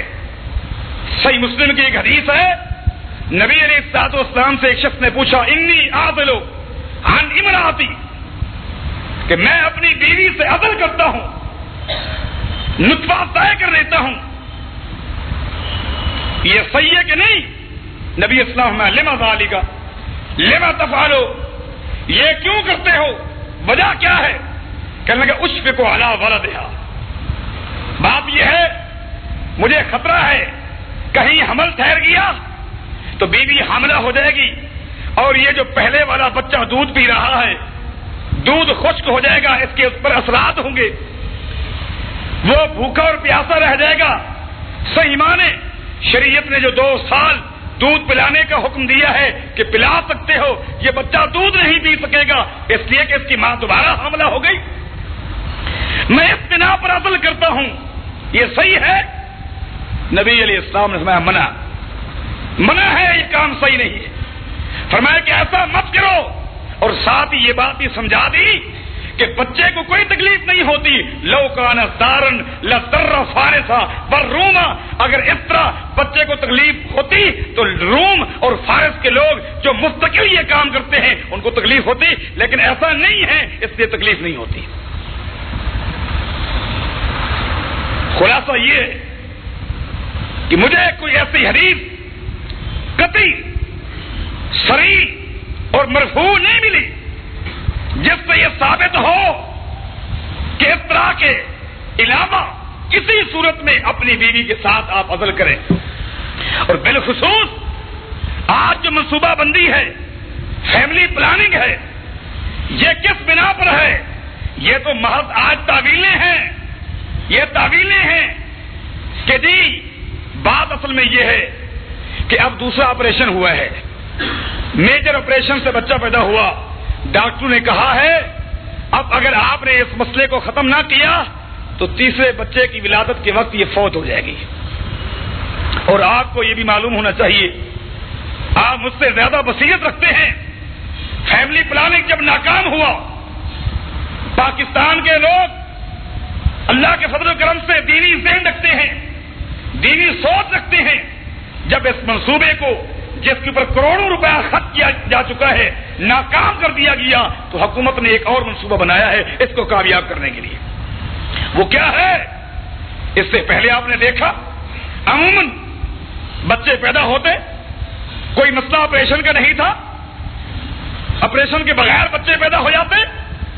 آج باقاعدہ تربیت دی گئی ہے، بالکل ہمارے پڑھے لکھے دیندار ساتھی جو کہ اس محکمے کے ساتھ متعلق ہیں وہ ہمیں بتاتے ہیں کہ خفیہ طور پر یہ تعلیم دی جاتی ہے، کوشش کرو کہ زیادہ فیصد عورتوں کے بچے آپریشن کے ذریعے ہونے چاہیے۔ اور یہ بات ہے کہ جب پہلا بچہ آپریشن سے ہوگا تو بالعموم دوسرا بچہ بھی آپریشن سے ہوگا. بالعموم بعض بچے ایسے ہو جاتے ہیں لیکن بالعموم یہ ہے کہ دوسرا بچہ بھی آپریشن سے ہوگا. اور پہلا آپریشن جو ہے وہ چھوٹا آپریشن ہے, دوسرا جو ہے وہ میجر ہے. اس کے بعد لا محالہ ان کی جان کا مسئلہ آتا ہے, تاکہ منصوبہ ہی ایسا بنا لیا جائے کہ 2 کے بعد تیسرا بچہ آئے ہی نہ. فوراً ہسپتال عورت گئی, فوراً آپریشن کر دیا. وگرنہ پہلے یہ ہوتا تھا اس کو تاریخ دی جاتی تھی, تاریخ کے مطابق وہ عورت آئی پھر واپس کر دیا جاتا تھا. پھر عین موقع پر جب بچہ بالکل تیار ہو چکا, لچکی کا وقت آ چکا, تو بڑے آرام کے ساتھ یہ دائیاں جو ہیں, یہ نسل جو ہیں, بچے کی ولادت کرتی تھی. لیکن آج تو نہیں. آپ 8ویں مہینے چلے گئے, 7واں مہینہ شروع ہو رہا تھا, جب بھی چلے گئے انہوں نے دیر تو نہیں کرنی, مزید آپ کو 1 ہفتہ نہیں چلانا, بس اسی وقت لٹایا, آپریشن کیا اور بچہ پیدا ہو گیا. اب اس طریقے سے اپنے منصوبے کو کامیاب کرنے کے لیے کوشش ہو رہی ہے. اور حیرت یہ ہے, یہ سلوک غریب عوام کے لیے ہے. منصوبہ بندی کرنے والے جب ان کی فہرست دیکھی جاتی ہے, کسی کے بچے 4 ہیں, کسی کے 5 ہیں, کسی کے 6 ہیں, کسی کے اس سے زیادہ ہیں, یہ عوام کے لیے مسئلہ کھڑا کر دیا گیا ہے. یہ منصوبے, یہ پلاننگ عوام کے لیے ہے, حکمرانوں کے لیے نہیں ہے, بڈیروں کے لیے نہیں ہے. کیوں؟ تمہارا یہ عقیدہ ہونا چاہیے جو تمہارا خالق اور رازق ہے وہی اس عوام, غریب عوام کا بھی خالق اور مالک رازق ہے. جو تمہیں رزق دیتا ہے ان کو بھی رزق دینے والا وہی ہے. تم کون ہو یہ منصوبے کرنے والے؟ دیکھیں نبی علیہ الصلوۃ والسلام کے سامنے ایک عورت آتی ہے, ام سلیم رضی اللہ تعالی عنہ, عرض کرتی ہے اللہ کے رسول صلی اللہ علیہ وسلم, یہ میرا بیٹا انس ہے, یہ آپ کا خادم ہے, ہم نے آپ کی خدمت کے لیے اس کو وقف کر دیا ہے, لیکن آپ کو معلوم ہے یہ غریب ہے اور بے اولاد بھی ہے, اس کے لیے 2 دعائیں کریں, اللہ اس کو اولاد بھی دے دے, اللہ اس کو مال بھی دے دے. نبی علیہ الصلوۃ والسلام فرماتے ہیں آپ نے یہ 2 دعائیں بتائی ہیں, میں اپنی طرف سے ایک تیسری دعا شامل کر کے انس بن مالک کے لیے 3 دعائیں کرتا ہوں. نبی علیہ الصلوۃ والسلام نے دعا کی, اللہم ارزقہ ولدا ومالا وادخلہ الجنۃ, اے اللہ انس کو مال بھی دے دے, اولاد بھی دے دے, اور تیسری دعا یہ ہے اس کو جنت بھی عطا فرما. اس سے پہلے انس بن مالک غریب ہے, بے اولاد ہیں, پیغمبر نے دعا کی, اللہ نے اولاد دینا شروع کر دی. اتنی اولاد کہ حدیث میں آتا ہے 100 سے زائد بچے ان کے سامنے فوت ہو گئے. اس میں بیٹے بھی شامل ہیں, پوتے بھی ہیں, پوتیاں بھی ہیں, نواسے بھی ہیں, نواسیاں بھی ہیں. ایک بہت بڑا کنبہ تھا جو انس بن مالک اپنی آنکھوں سے دیکھ رہا ہے. پیغمبر اسلام دعا کر رہے ہیں, سینکڑوں کی تعداد میں بچے ہو رہے ہیں. اگر بچے کم, شرعی فیصلہ یہی ہوتا تو پیغمبر جو شریعت لے کر آئے, جن پر شریعت نازل ہوئی, وہ جو داعی ہیں, جو اللہ کے احکام اپنے اوپر اور اپنی امت پر نافذ کرنے کے لیے آئے, وہ یہ کبھی دعا نہ کرتے. خاندانی منصوبہ بندی میں سمجھتا ہوں اگر اس کی ذرے کے برابر بھی شریعت میں کہیں گنجائش ہوتی تو یہ انس بن مالک پر فٹ ضرور ہوتا, جو 125 بچوں کو اپنے ساتھ اپنے سامنے اپنے ہاتھ سے دفن کر رہے ہیں. اللہ نے اولاد بھی دی, رزق بھی دیا. رزق کتنا دیا؟ فرماتے ہیں کہ اس سے پہلے یا تو باغ پہ پھل نہیں لگتا تھا, دعا ہو گئی, لوگوں کے باغات سال میں 1 مرتبہ پھل لگاتے ہیں اور میرا باغ سال میں 2 مرتبہ پھل دیتا تھا. اور رائی تو اس نتائج نے وَأَنَا أَرْجُو الثَّالِثَةَ 2 دعاؤں کو میں نے اپنی آنکھوں سے دیکھ لیا ہے اور یقین ہے کہ تیسری دعا بھی اللہ نے ضرور قبول کی ہوگی.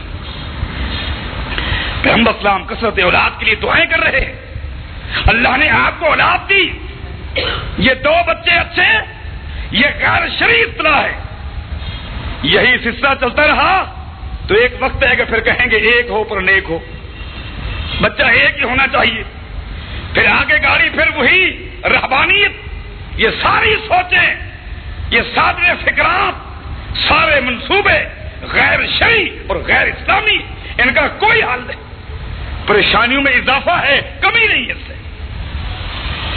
اللہ کے بندو، اگر آپ کو تیسرا بچہ اچھا نہیں لگتا اس کو جہاد پر بھیج دو، آنے تو دو، اس کو مجاہد بنا دو، یہ دینی ادارے ہیں یہاں بھیج دو، یہ ان بچوں کی تربیت بھی کریں گے، ان کو عالم بھی بنائیں گے، ان کو مجاہد بھی بنائیں گے۔ آپ کیوں پریشان ہو گئے؟ یہ کب سے پریشانی آپ نے مول لے لی ہے؟ آپ کو معلوم نہیں؟ صحیح بخاری کی حدیث ہے، پیغمبر اسلام فرماتے ہیں روزانہ صبح کو 2 فرشتے آسمان سے نیچے اترتے ہیں، یہ صحیح بخاری کی حدیث ہے۔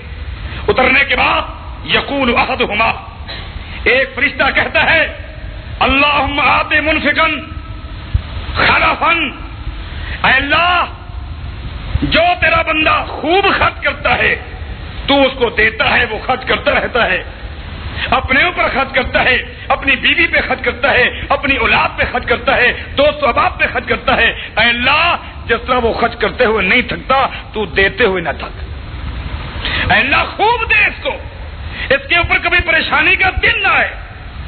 وَيَقُولُ الْآخَرُ، دوسرا فرشتہ کہتے ہیں اللہم آتے ممسکا تلفا، اے اللہ جو بخل کا شکار ہو چکا ہے، پریشان ہے کہ کیا بنے گا، اب کیا بنے گا، اے اللہ اور پریشانی دے، اس کو اور برباد کر دے، اس کو اور تباہ کر دے، جس کو اس پریشانی نے گھیر لیا ہے، اے اللہ اس کی پریشانی کے اندر اضافہ کر دے۔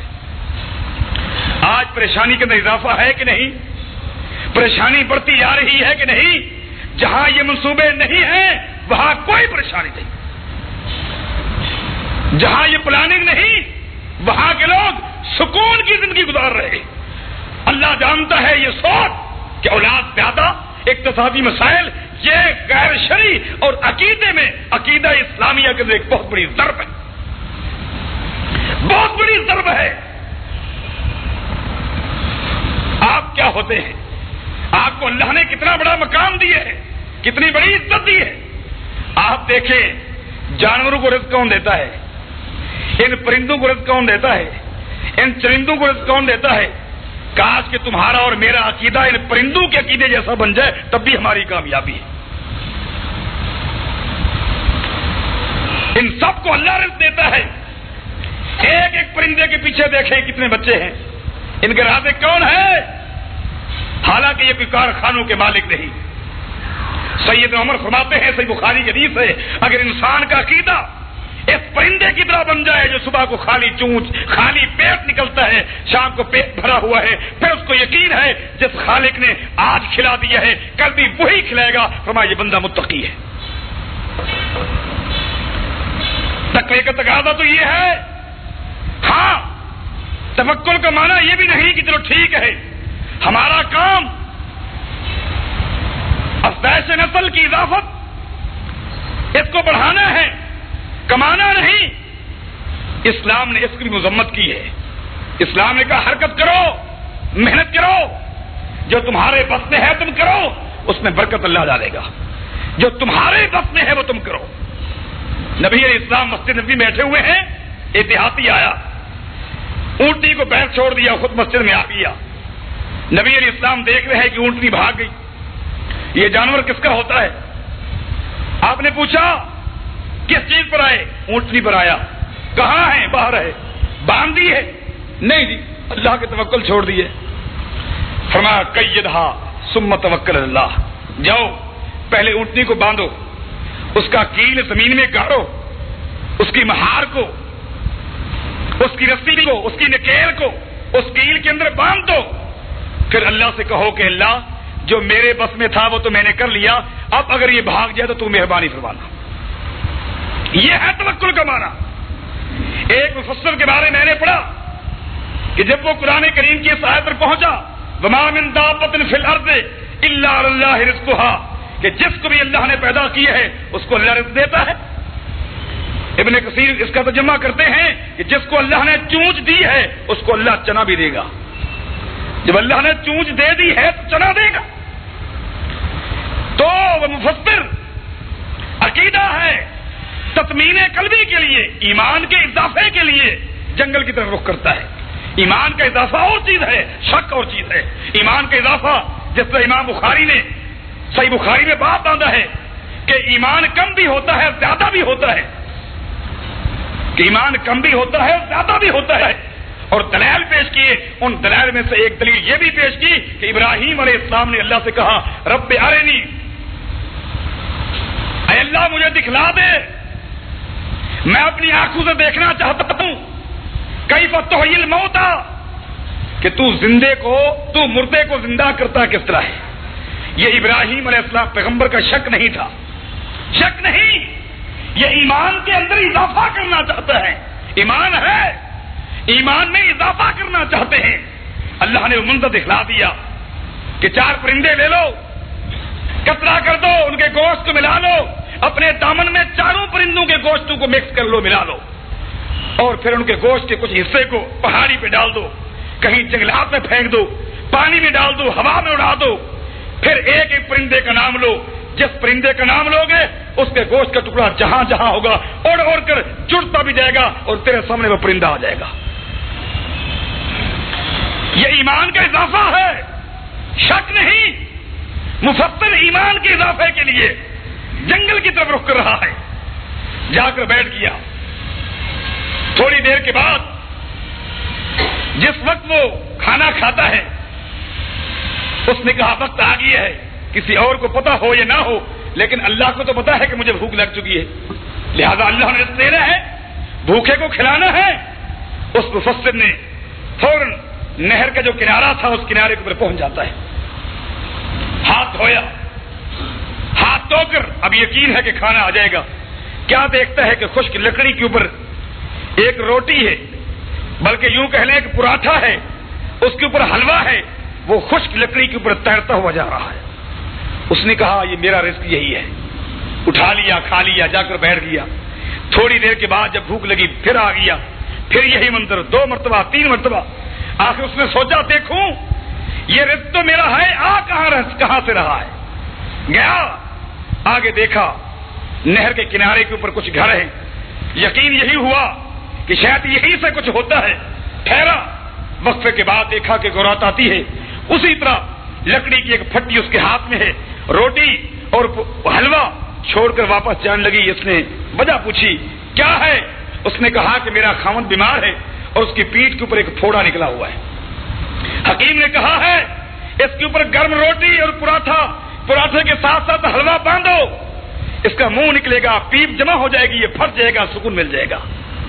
اب کیا ہوتا ہے میں مستقل یہ گرم پراٹھا اور حلوہ باندھ رہی ہوں، وہ ٹھنڈا ہو جاتا ہے، اس کو اتار کر بجائے گھر میں پھینکنے کے، ضائع کرنے کے، بچوں کے ہاتھ میں آئے گا، میں اس کو پانی میں چھوڑ دیتی ہوں تاکہ پانی کی مخلوق یہ کھاتی رہے. یہ اللہ کا رزق ہے، ضائع نہ ہو جائے. پھر جو ہی دوسرا پراٹھا ٹھنڈا ہوتا ہے اس طرح کرتی ہوں. اسی طرح یہ سلسلہ چل رہا ہے. دعا کریں اللہ میرے خامن کو صحت یاب کر دے. وہ مفسر کہنے لگا اللہ واقعی جس کو تو نے پیدا کیا تو اس کو رزق دیتا ہے، لیکن جو محنت نہ کرے اور گھر بیٹھ جائے اور وہ کہے کہ مجھے مل جائے اس کو بھی مل جاتا ہے، لیکن ہوتا حرام کا ہے. مل جاتا ہے. محنت کرو، آپ تھوڑا سا کوشش کریں، تگو دو آپ کی ہونی چاہیے، اللہ آپ کو رزق دے گا. رازق اللہ ہے. تو خلاصہ یہ ہے رزق کے ڈر کی وجہ سے اولاد کی کمی، خاندانی منصوبہ بندی، یہ عقیدے میں ایک بہت بڑی ضرب ہے. آپ کون ہوتے ہیں کسی کو رزق دینے والے؟ کسی کو ایک وقت کا دور کی بات ہے کسی کے منہ کے اندر اللہ کی توفیق کے بغیر آپ ایک لقمہ بھی داخل نہیں کر سکتے. اگر اللہ نے آپ کو اولاد دی، وقتی پریشانی آ گئی، لیکن یہ پریشانی آپ کے لیے کیا ہے؟ ایک حدیث سن کر اپنی بات کو مکمل کرتے ہیں. نبی علیہ الصلوۃ والسلام تشریف لائے. سید عائشہ رضی اللہ تعالیٰ عنہا نے بتایا اے اللہ کے نبی صلی اللہ علیہ وسلم آپ کی تشریف آوی سے پہلے میرے گھر ایک عورت آئی تھی، اس کے ساتھ چھوٹی چھوٹی 2 بچیاں تھیں. وہ بیچاری غریب عورت تھی، اس نے مجھ سے آ کر سوال کیا، میرے پاس کھجور کا ایک دانہ تھا، کھجور کا وہ دانہ میں نے اس عورت کو دیا، اس نے اس کھجور کے دانے کے 2 ٹکڑے کر دیے، آدھا ٹکڑا اس بچی کو دے دیا، آدھا اس کو دے دیا، ولم تاکل منہا شیئا، اور خود اس نے کچھ نہیں کھایا۔ میں نے ایک عجیب منظر دیکھا، نبی علیہ الصلوۃ والسلام من ابتلیا فی ہذہ البنات بشیء فاحسن الیہن کان لہ سترا من النار۔ ایسا آپ کو معلوم ہونا چاہیے جن کو اللہ تعالیٰ اولاد دے دے اور اولاد کی وجہ سے اس طرح کی معاشی اقتصادی پریشانی کا شکار ہو جائے، مگر وہ صبر کرے، محنت کرے، لگا رہے، کوشش کرے، ان کے ساتھ اچھا سلوک کرے، فرمایا یہ اس کا عمل قیامت کے دن اس کے اور جنت جہنم کے درمیان ایک بہت بڑی دیوار کی شکل اختیار کر لے گا۔ ایک حدیث میں آتا ہے جس خاتون کو اللہ نے بیٹیاں دی، ایک حدیث میں آتا ہے جس مرد کو اللہ نے بیٹیاں دی، ان کی تربیت کی، اچھا اس کو کھلایا، دینی تربیت کی، اچھے انداز میں رخصت کر دیا، اور ہمیں اگر ان کی تعداد 3 تھی، 3 بیٹیاں تھیں، تینوں کی تربیت کی، خاندانی منصوبہ بندی کی تردید کے لیے یہی حدیث کافی ہے۔ جو 2 کو ہی سمجھتے ہیں، جنہوں نے 2 پر ہی اکتفا کی ہے، حدیث میں یہ 3 ہے۔ 3 بیٹیاں جس کو اللہ نے دی، تربیت کی، فرمایا وجبت لہ الجنہ، اس بندے پر جنت واجب ہو گئی۔ اسلام تو جنت کی بشارت دے رہا ہے، خوشخبری سنا رہا ہے کہ اولاد ہونی چاہیے، اللہ کی مخلوق میں اضافہ ہونا چاہیے، نسل انسانی کی بقا ہونی چاہیے، اس کو پھیلنا چاہیے، دعوت کا کام ہونا چاہیے۔ قیامت کے دن اللہ کے نبی اپنی امت کی کثرت تعداد کو دیکھ کر خوش ہوں گے، اور آپ اس کو کم کرنا چاہتے ہیں، یہ سوچ غیر اسلامی، غیر شرعی ہے، اور ایسی سوچ کے مالک، ایسے منصوبے، ایسے اصطلاحات کے دائی کبھی بھی اللہ کے قانون کو نافذ نہیں کر سکتے جب تک کہ ان غیر اصطلاحی اور غیر شرعی سوچ سے وہ توبہ طائب نہ ہوں، اس وقت تک وہ اللہ کی زمین پر اللہ کے قانون کو نافذ نہیں کر سکتے۔ یہ دعوے جھوٹے ہیں، شریعت کے تنفیذ کی باتیں یہ جھوٹی باتیں ہیں، دعوے بھی ہیں نفاذ شریعت کے لیے، بل بھی بحث ہو رہے ہیں، جمع ہو رہے ہیں، کبھی سینٹ میں، کبھی اسمبلی میں، اور ساتھ ہی ساتھ سودی نظام کی ترویج بھی ہو رہی ہے، خاندانی منصوبہ بندی بھی ہے، یہ بھی ہے، وہ بھی ہے۔ ان کا کردار، ان کے قول میں زمین آسمان کا فرق ہے، دعویٰ کچھ اور ہے، دلیل کچھ اور ہے۔ جب کے لیے دعوے کے لیے دلیل ہونی چاہیے، دعویٰ کچھ اور، دلیل کچھ اور ہے۔ قول و فعل میں جب تضاد ہو جاتا ہے تو یہ بندہ منافق بن جاتا ہے۔ اللہ تعالیٰ کا ارشاد جو میں نے آپ کے سامنے آیت پڑھی تھی، اللہ نے یہی فرمایا وَمِنْ آیَاتِهِ، اللہ کی آیات نشانیوں میں سے یہ ہے ان خلق لکم من انفسکم ازواجا، اللہ نے تمہاری نسل میں سے تمہارے جوڑے پیدا کیے، لتسکنوا الیہا، تاکہ تمہیں ان سے سکون ملے، راحت ملے، وجعل بینکم مودۃ ورحمہ، اور تمہارے درمیان اللہ نے محبت بھی ڈال دی ہے اور رحمت بھی ڈال دی ہے۔ اور یہ قوم جو غور و فکر کرنے والی ہے ان کے لیے بہت بڑی دلیل ہے، بہت بڑی نشانی ہے۔ اور فرمایا اے لوگو اللہ سے ڈر جاؤ، جس اللہ نے تمہیں پیدا کیا ہے انسان سے، اسی نسل انسانیت سے، پھر اللہ نے تمہارے جوڑے بنائے، پھر اللہ تعالیٰ نے تمہیں بہت ساری تعداد میں بچے بھی دیے ہیں، بچیاں بھی دیے ہیں۔ اللہ نے تو یہ اشارے کر کے اپنے احسانات اپنی مخلوق کے سامنے پیش کیے ہیں۔ اس سے معلوم یہ ہوا قرآن و حدیث کی روح سے نکاح کے جو مقاصد تھے وہ میں نے آپ کے سامنے پیش کیے ہیں۔ ان میں سے اہم ترین ایک مقصد میں نے آپ کے سامنے یہ رکھا ہے کہ فطری طور پر جو فطری خواہش ہے، جنسی خواہش ہے، اس کی تکمیل بھی ہے، اسلام نے اس کی ترجمانی بھی کی ہے، اس کے ساتھ ساتھ نسل انسان کی بقا بھی ہے۔ یہ دونوں اہم مقاصد تھے جس کو اختصار کے ساتھ آپ کے سامنے پیش کیا ہے۔ اللہ آپ لوگوں کو جزائے خیر دے کہ توجہ کے ساتھ آپ میری باتیں سنتے رہے۔ اللہ تعالی ہمیں دینی احکام کی فہم عطا فرمائے اور ان پر عمل کرنے کی توفیق عطا فرمائے۔ سبحان ربک رب العزت عما یصفون وسلام الحمد للہ رب العالمین۔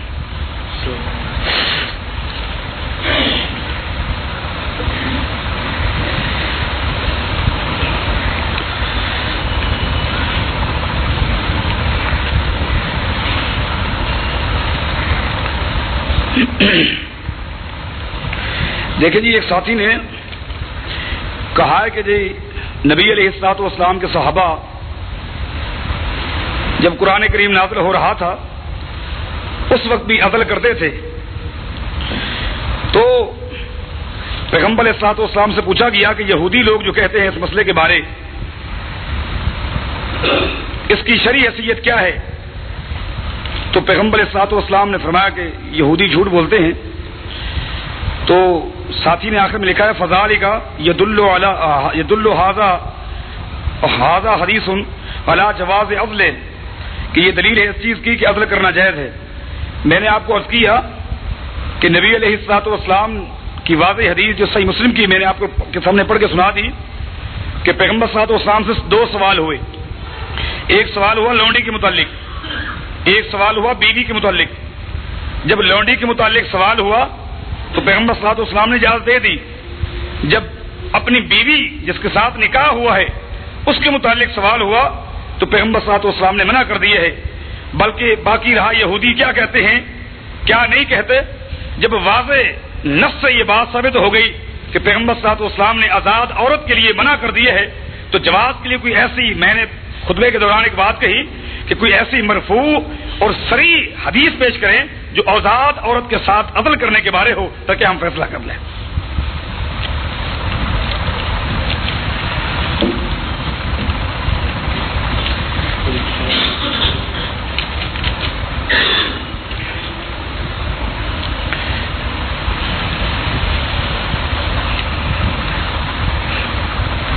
ہاں یہ بات بالکل میں نے بھی سنی ہے کہ یہ جو آج کل نمک آیا ہوا ہے اس کے اندر بعض ایسے کیمیکل ہیں جس کے ذریعے خاندانی منصوبہ بندی کو کامیاب کیا جا رہا ہے۔ اگر واقعی یہ بات صحیح ہے جو پہلے ہمارے بھی سننے میں آیا ہے تو اس کے خلاف تحریک بھی ہونی چاہیے اور ایسے نمک سے پرہیز کرنا چاہیے کہ ٹھیک ہے اگر وہ ایسی چیز ہیں کہ اس کے اندر بعض ایسے کیمیکل ہیں جس سے خاندانی منصوبہ بندی کے منصوبے کو ترویج ملتی ہے، تقویت ملتی ہے، اگر یہ بات بالکل صحیح ہے تو اس سے پرہیز کرنا چاہیے۔ پہلے بھی کئی ایک ساتھیوں نے بتایا ہے، اللہ بہتر جانتا ہے، جو اس فیلڈ کے آدمی ہیں اس کی وہ زیادہ وضاحت کر سکتے ہیں کہ ایسا ہے کہ نہیں۔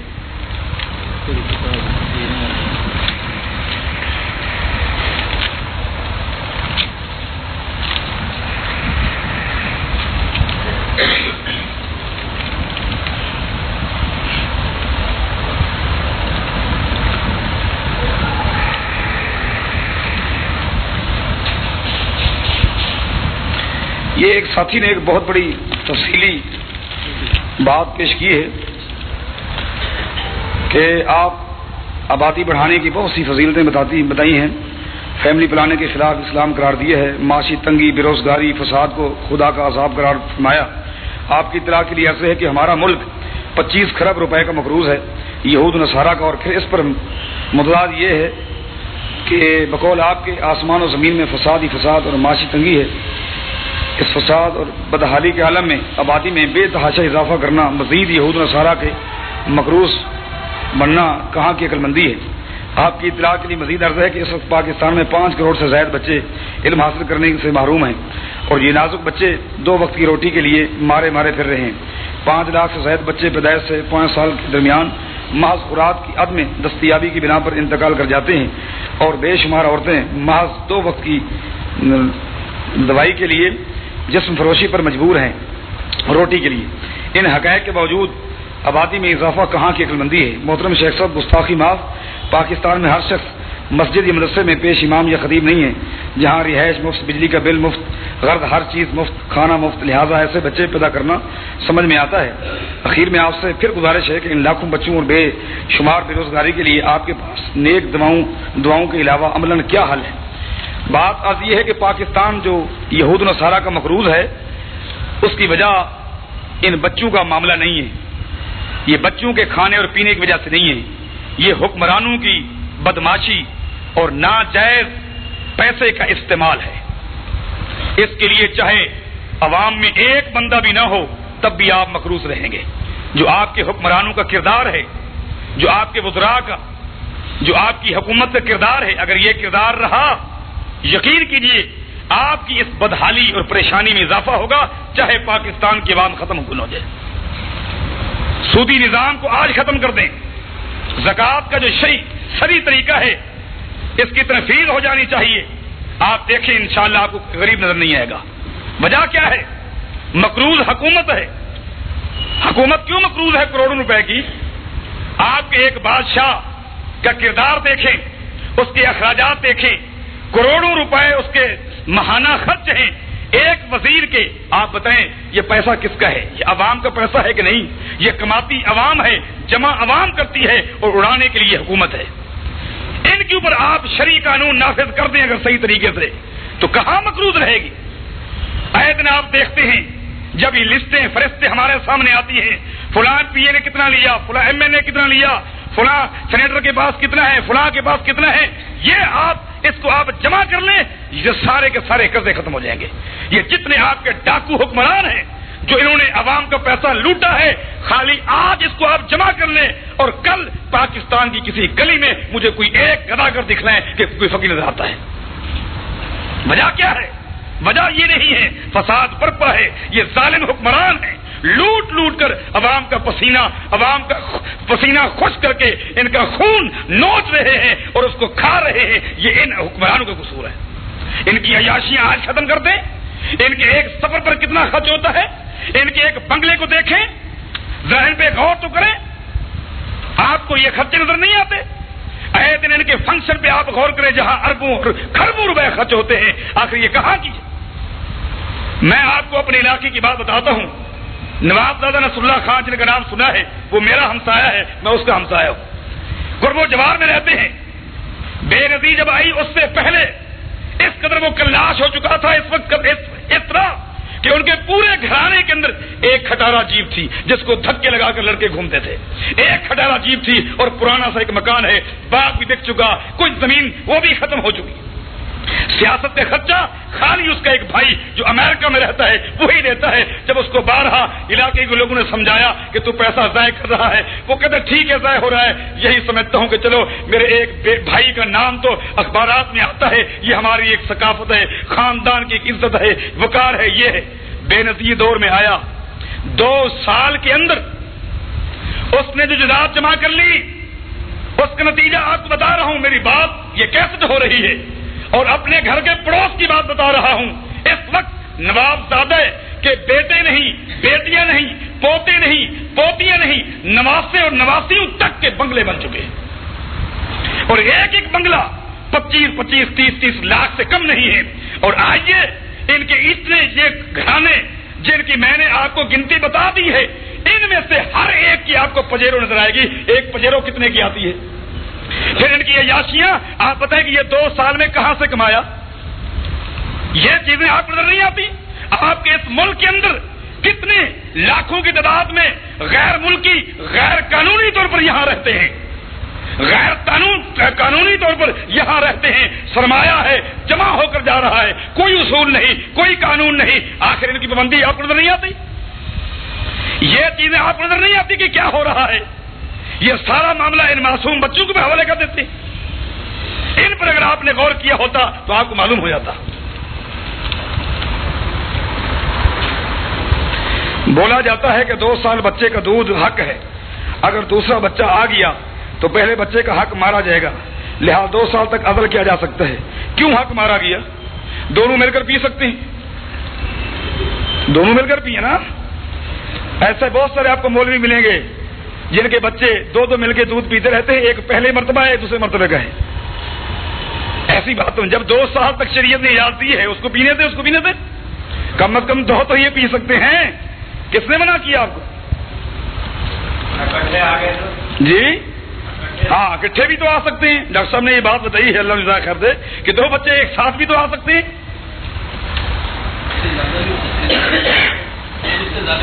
شیخ رشتہ کرتے وقت اس وقت ہم جو دیکھتے ہیں وہ مال و دولت دیکھتے ہیں, تاکہ دین کو, جبکہ رشتہ یہ کیا ہے, معذور بچہ ہو یا بچی رشتہ نہیں کرتے, جبکہ یہ لوگ مبہد ہوتے ہیں اور باعمل اور باشرع وہاں رشتہ نہیں کرتے. آپ سے گزارش ہے کہ اس پر کچھ قرآن و حدیث سے بتائیں. باتیں میرے بھائیوں بہت ساری ہو چکی ہیں اور مغرب بھی ہونے والی ہے. بات اتنی سی ہے کہ نبی اسلام فرماتے ہیں جب تمہاری لڑکی، تمہاری بہن، تمہاری بیٹی جوان ہو جائے تو رشتے کے لیے 2 چیزیں دیکھو، من ترضون دینہ و خلقہ فزوجوہ، جس لڑکے کے اندر یہ 2 خوبیاں دیکھو کہ وہ دیندار بھی ہے اور با اخلاق بھی ہے۔ دیندار کا معنی نمازی ہے، روزے دار ہے، لیکن خالی یہی نہیں دیکھنا، بعض آپ کو دیندار ملیں گے لیکن بد اخلاق ہوں گے، معاشرتی اعتبار سے ان کا کردار اچھا نہیں ہے۔ اس لیے اسلام نے یہ نہیں کہا کہ خالی یہ دیکھو جی ہاں 5 وقت وہ مسجد میں آتا ہے، قرآن کریم کی تلاوت بھی کرتا ہے، یہ بھی ہے وہ ہے، فرمایا من ترضون دینہ و خلقہ، جس کی دین اور اخلاق پر تم مطمئن ہو جو فزوجوہ، اس کے ساتھ نکاح کر دو۔ اگر اس کے اندر کوئی عیب ہے، کوئی نقص ہے اور اس کے ساتھ پھر آپ ہمدردی کرتے ہیں، یقیناً اللہ تعالیٰ ایسی ہمدردی سے بڑا خوش ہوتا ہے کہ آپ نے محض اس کی توحید، اس کے عقیدے، اس کے اچھے اخلاق کو دیکھ کر اس کے ساتھ تعاون کیا ہے، تو اس کا اللہ تعالیٰ آپ کو نیک بدلہ دے گا انشاءاللہ۔ اس کے لیے بھی احادیث موجود ہیں، طوالت میں جانا ذرا چونکہ وقت اس چیز کا تقاضا نہیں کرتا، اجازت نہیں دے رہا، وگرنہ آپ دیکھتے ہیں کہ وہ شخص جنیدید جو رنگ کا کالا تھا، یہ حسن و جمال نہ ہونا یہ بھی ایک نقص ہے، یہ بھی ایک عیب ہے، کالے رنگ کا جوان ہے، چھوٹا سا قد ہے، پیغمبر اسلام سے درخواست کرتے ہیں کہ میں یقیناً خوبصورت نہیں ہوں، بدصورت ہوں، وضاقتہ زہری اچھی نہیں ہے، لیکن ہوں تو انسان، ہوں تو جوان، میرے خواہشات تو ہیں، میرے جذبات تو ہیں، میں شادی کرنا چاہتا ہوں۔ پیغمبر اسلام نے ایک انصاری مسلمان صحابی کے گھر ان کو بھیج دیا کہ جو میرا پیغام دے دو۔ انصاری کو پیغمبر اسلام کا حوالہ دے کر بات بتائی، وہ گھر گئے، اپنی بیوی سے مشورہ کر رہے ہیں اور بیٹی دوسرے کمرے میں ہے، وہ گفتگو سن رہی ہے۔ یہ انصاری اپنی بیوی سے یہی کہہ رہے ہیں کہ ایک کالے رنگ کا جنیدید نامی آیا ہوا ہے، رنگ اس کا کالا ہے، آنکھیں اس کی چھوٹی چھوٹی ہیں اور مدینے کا رہنے والا بھی نہیں ہے، حبش سے آیا ہے، اور وہ حوالہ پیغمبر اسلام کا دے رہا ہے، کیا کرنا چاہیے؟ ابھی بیوی نے کوئی تبصرہ نہیں کیا، انہوں نے بھی کوئی حتمی فیصلہ نہیں کیا کہ بیٹی نے وہی دوسرے کمرے سے آواز دی، یا ابتے، او ابا جان، واللہ لقد رضیت ما رضیانی رسول اللہ، اے ابا جان جس رشتے کو اللہ کے نبی نے میرے لیے پسند کیا ہے وہ رشتہ مجھے پسند ہے۔ تو اس طرح اگر کوئی قربانی دی جائے گی تو اس میں خور بھلائی ہوگی۔